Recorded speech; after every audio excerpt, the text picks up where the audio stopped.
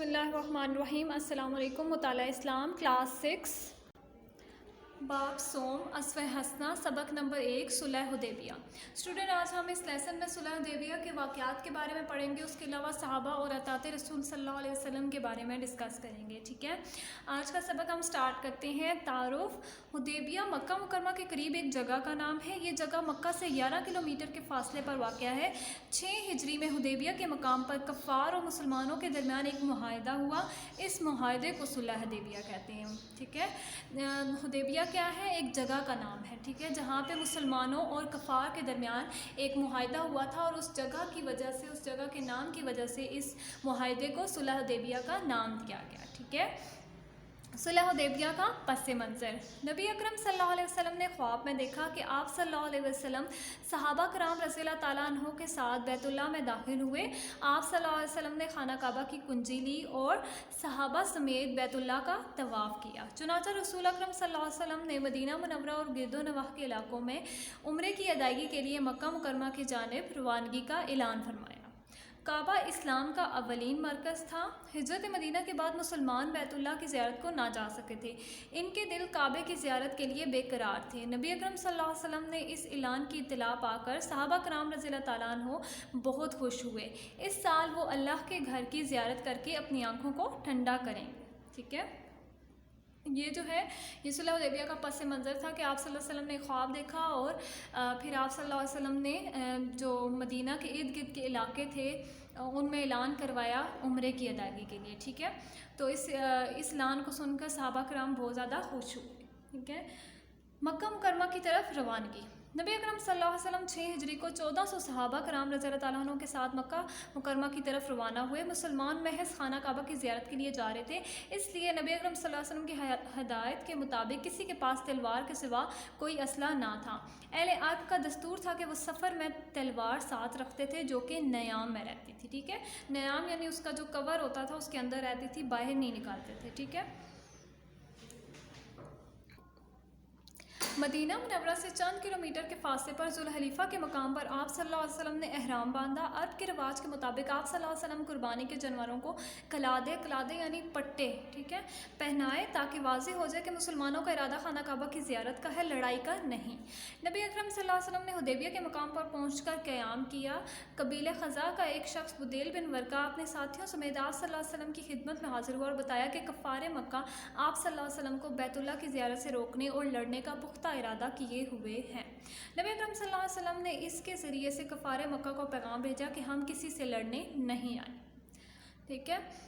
کفار مکہ سے بات چیت۔ نبی اکرم صلی اللہ علیہ وسلم نے کفار مکہ سے بات چیت کے لیے حضرت عثمان رضی اللہ تعالیٰ عنہ کو مکہ روانہ کیا۔ حضرت عثمان رضی اللہ تعالیٰ عنہ نے کفار مکہ کو رسول اکرم صلی اللہ علیہ وسلم کا پیغام پہنچا دیا۔ انہوں نے حضرت عثمان رضی اللہ تعالیٰ عنہ کو روک لیا تاکہ باہم مشورہ کر کے جواب دیں، اور پیشکش کی کہ آپ بیت اللہ کا طواف کر سکتے ہیں۔ حضرت عثمان رضی اللہ تعالیٰ عنہ نے یہ گوارا نہ کیا کہ نبی اکرم صلی اللہ علیہ وسلم کے طواف کرنے سے پہلے خود طواف کر لے، اور ان کی یہ پیشکش مسترد کر دی۔ حضرت عثمان رضی اللہ تعالیٰ عنہ کے مکہ میں دیر تک رکے رہنے کی وجہ سے مسلمانوں میں یہ افواہ پھیل گئی کہ انہیں کفار مکہ نے شہید کر دیا، ٹھیک ہے۔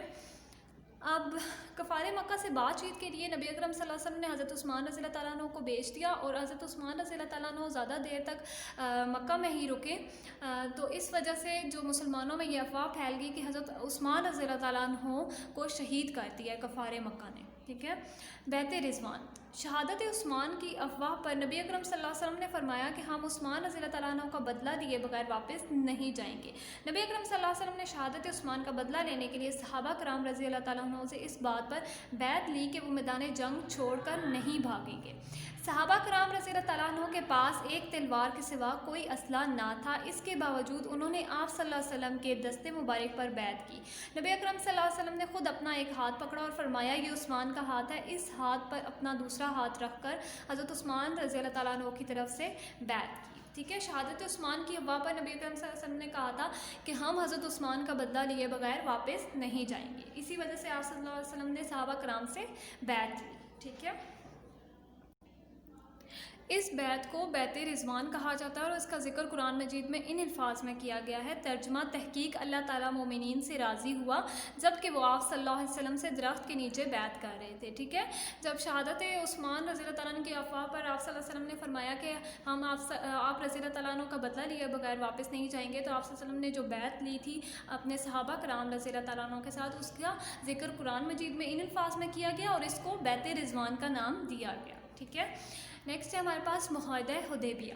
کفار کو جب اس بیعت کی خبر ہوئی تو وہ بہت پریشان ہوئے. انہوں نے سہیل بن عمرو کو کچھ شرائط کے ساتھ صلح کی بات کرنے کے لیے نبی اکرم صلی اللہ علیہ وسلم کے پاس بھیجا. سہیل بن عمرو نے نبی اکرم صلی اللہ علیہ وسلم کے ساتھ گفتگو کی اور فریقین میں ایک معاہدہ طے پایا. ٹھیک ہے، اس معاہدے کے نکات درج ذیل ہیں.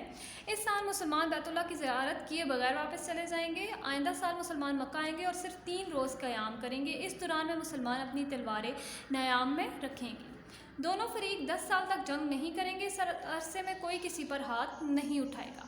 عرب کے قبائل آزاد ہیں، وہ کسی بھی فریق کے ساتھ شامل ہو سکتے ہیں.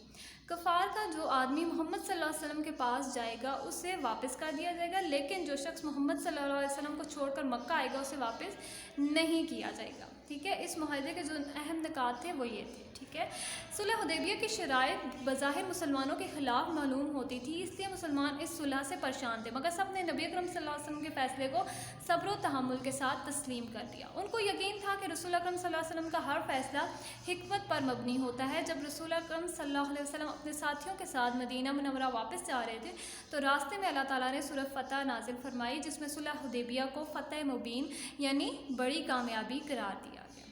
ٹھیک ہے، اب صلح حدیبیہ کے یہ نکات جو تھے کہ بظاہر تو مسلمانوں کے خلاف معلوم ہو رہے تھے اور مسلمان اس صلح سے پریشان بھی تھے، لیکن انہوں نے کیا کیا، انہوں نے نبی اکرم صلی اللہ علیہ وسلم کے فیصلے کو صبر و تحمل سے تسلیم کیا اور یہ سمجھا کہ جو بھی آپ صلی اللہ علیہ وسلم کا فیصلہ ہوگا وہ حکمت پر مبنی ہوگا. اور جب یہ معاہدہ ہو چکا تو اس کے بعد اللہ تعالیٰ نے سورۃ فتح نازل فرمائی اور اس صلح حدیبیہ کو فتح مبین یعنی بڑی کامیابی قرار دیا. ٹھیک ہے اسٹوڈنٹ، آج کا لیسن ہمارا یہیں پہ اینڈ ہوتا ہے. Thank you.